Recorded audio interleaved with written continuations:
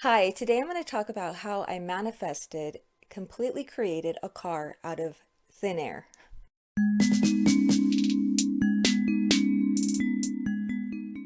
But before I get to that story, I just want to clarify something about the law of attraction.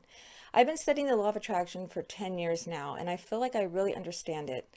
And I also have followed it my entire life. I mean, I remember just living my whole life knowing that there was something that I was in control of. So I feel like I have an understanding of some of the questions that a lot of people have.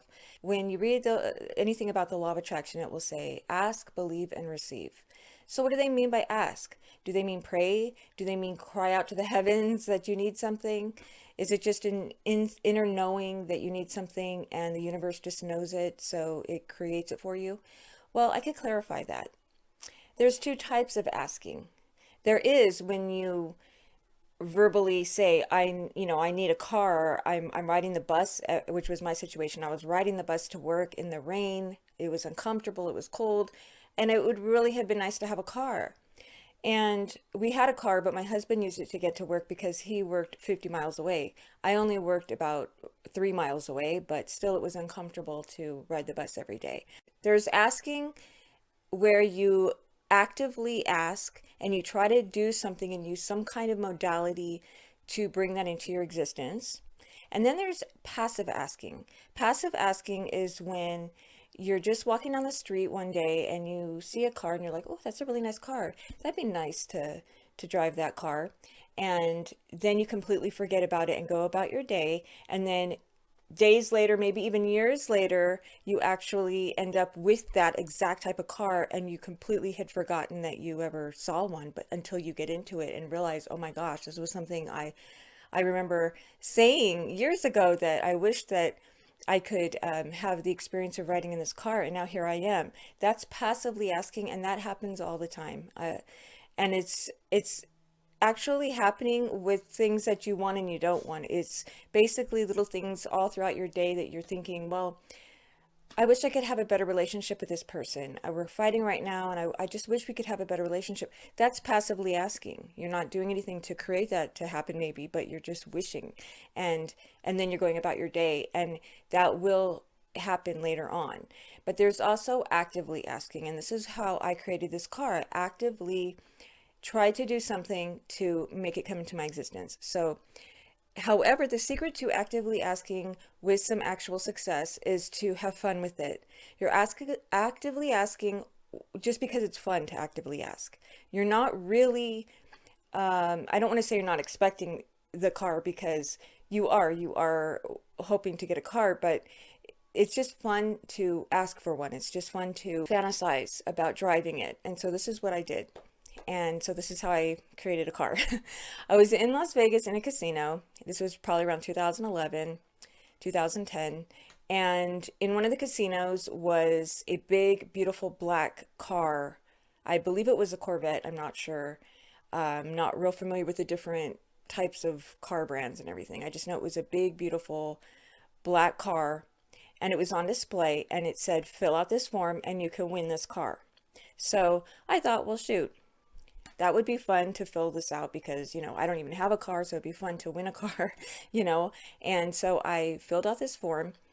I filled out about 20 forms, and then I just went about my day and decided that when I got home at night, what I was going to do every night, because I filled this out probably in January, and the contest results would be in summertime. So I thought, well, every night I'm just gonna, as I fall asleep, I'm going to imagine that I'm in that car, that I'm sitting inside that car. It only has front seats, and I'm in the car. I'm admiring the technology, the buttons. It smells like leather, and I'm feeling the steering wheel. So I just did that every night as I fell asleep, and I did that because it really wasn't because I was trying to win the car. It was really just because it was an easy way to fall asleep. After a long day and you have a lot of things on your mind, it's one way to fall asleep is to just fantasize about things that you want in your life. This is how I have manifested so many things in my life, because when you're at a point where you're falling asleep and you're between awake and asleep, your brain goes into a different brain wave, and it's kind of hypnotic. So anything that you're thinking about at that moment actually goes into your subconscious, and it is created because there's energy behind it. So many times, and I have so many stories, and maybe I'll make videos about them. Some of them are just really personal to me, so I don't really want to make videos about them, but I thought that this one would be fun to share. So many times I've manifested things this way, and it's not really, it's okay if I don't actually get the thing I'm fantasizing about. It's just fun to fantasize about it. That is key here. It's fun to just fantasize about it. It was helping me to fall asleep at night. So some people have better results. Instead of doing this when they fall asleep, they do it when they wake up in the morning. They have a few moments where they're able to lay in bed and they're still between asleep and awake, and their brain waves are still at that point, and that's when they're able to fantasize and manifest things. So see which one works for you, falling asleep or waking up in the morning. So anyway, the summertime came and went, and I didn't win the car, and I kind of had forgotten about the contest. Like I was still fantasizing about the car every night, but probably like in September I was like, oh wait, that contest already ended, and I wasn't contacted, so I guess I didn't win. So I still needed a car though. I was riding the bus to work, and at that point I was thinking, you know what, I just need a car. I don't even care what kind it is. I just need something to get to and from work. At the time I was working for an attorney, and he had been handling this one case for 2 years. He had a lot of cases going on, and this one specific case had been going on for 2 years, and now it was going to settle. They decided not to take it to a trial and just settle. And so in January, the case settled, and my boss was awarded about $40,000 in attorney's fees. One day he came to work and he said, hey, Monica, come check out this new car I just bought, because he had those attorney's fees. So I went outside with him into the parking lot, and there he had this beautiful brand new black Corvette. You guessed it. It was a black Corvette. It looked just like the one I had seen in Las Vegas. And he said, hey, do you want to go for a ride? So, just around the block. I said, sure. He let me sit in the driver's seat. And so as I sat there and I was smelling the brand new leather and looking at the beautiful technology and feeling the steering wheel, I suddenly remembered the car that I had entered to win, and realized that my fantasy came true. It completely came true. This was exactly what I had fantasized about, except it wasn't my car. I had created this car and brought it to me, but it didn't come to me. It was going to somebody else. And I thought, wait a second, that's not fair. I'm the one that needs a car. My boss has 2 cars already.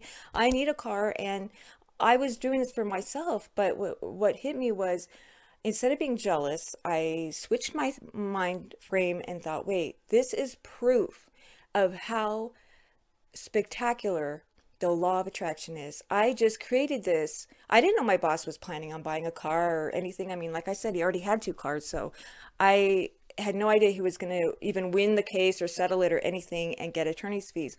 So this really was out of nowhere. And I thought, wow, it goes to show how specific the law of attraction is, how close I was.